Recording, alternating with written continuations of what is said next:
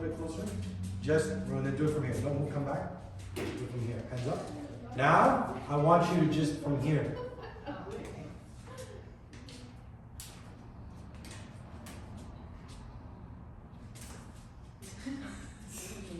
Look at her hands. If she wanted to like go like this, whack into the face.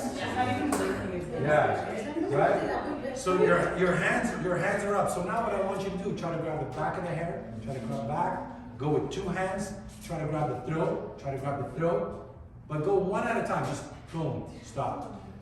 Don't use your hand, just use boom here. All you want to make sure is that I don't, so if you block like this, I'm going to get to your hair. This is why I want you to make sure, if I had a weapon, it's right there. If I did this, I want you to extend the arm. Boom. You want to make sure that I can't get there. This is why we're using this block where we're stepping out. So if I'm here, if I'm doing this, right? If I'm trying to grab her and come here, she's just instinctive now. It's all, she's just using her flinch response.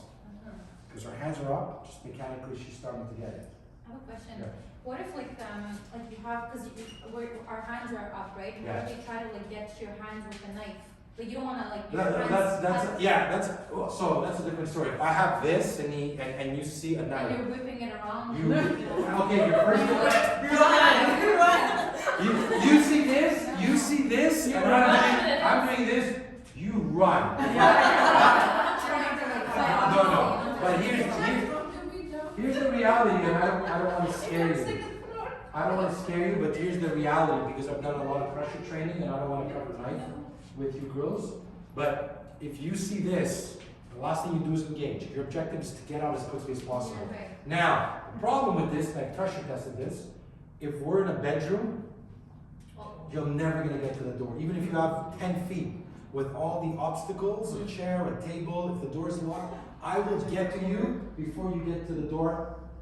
I would say 99%. Closer to the door. I know. Yeah. Whether I'm not, by the time you go run through that door, if it's closed, I got you. Right? But the thing is, you want to evade and escape against a weapon. Against this, your goal is to start using improvised weapons. That means chair, move around the table, glasses, candles, whatever you see, the kitchen sink, you throw it at it. Right? You don't. If you're in an empty room, you take whatever you have, you just throw. But as you're throwing stuff, your objective is to get out. Yeah. None of you have, and it's the hardest thing. I mean, I train law enforcement, and when you do full out with stuff, they get cut.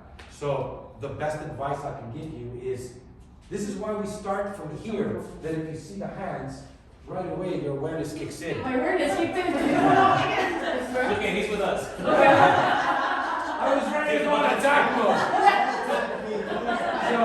So right away, you see this, and this is why we started all the drills from the time, like as soon as you can't see his hands, and by the time I pull it out and I'm attacking, if you're aware and you didn't see his hands, you're already in a position to evade, escape, pick up an improvised weapon, or whatever it is. Okay? But you see this, and I'm doing this, boom, your objective is, okay, where's the exit? I'm going to get to her. Like, even if she runs, where would she run right now? No, it's almost impossible to do that. Right? And actually, that would be the best thing. That would be the best thing to do with his knife. Because at least the chance of him actually hitting you with the knife is slim to none. And that way he's giving away his weapon. Do we get vocal? Do we You scream? Yeah. No, I mean, how much is somebody going to hear you? But at least, what you conserve your energy? but at least you send the message to the attacker. You send the message. I'm gonna fucking kill you, mother! Like, you just go ape shit. you let it.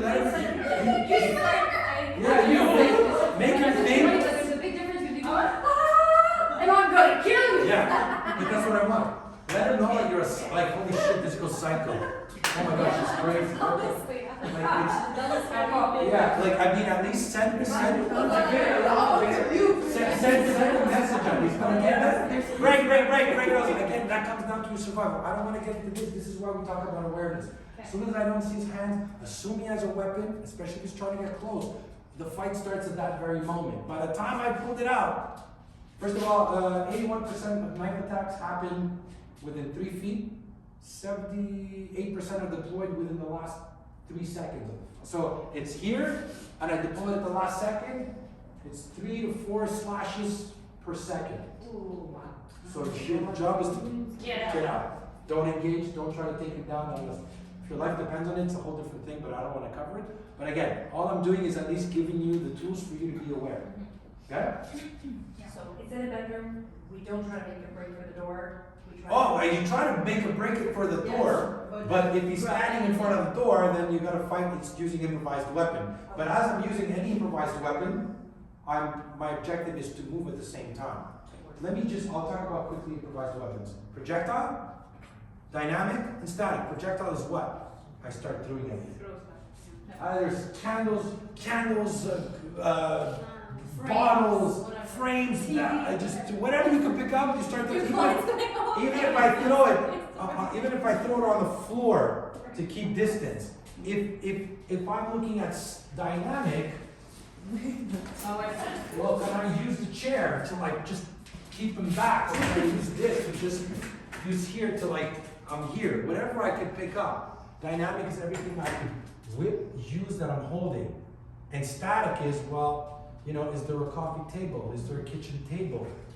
Even when you're outside the car, you know, we were doing these exercises where I was trying to get to the girl and she was using the car as a static improvised weapon. That means you could move around. Anything for you to create space and distance do not go hand to hand. Okay? Any questions? Okay.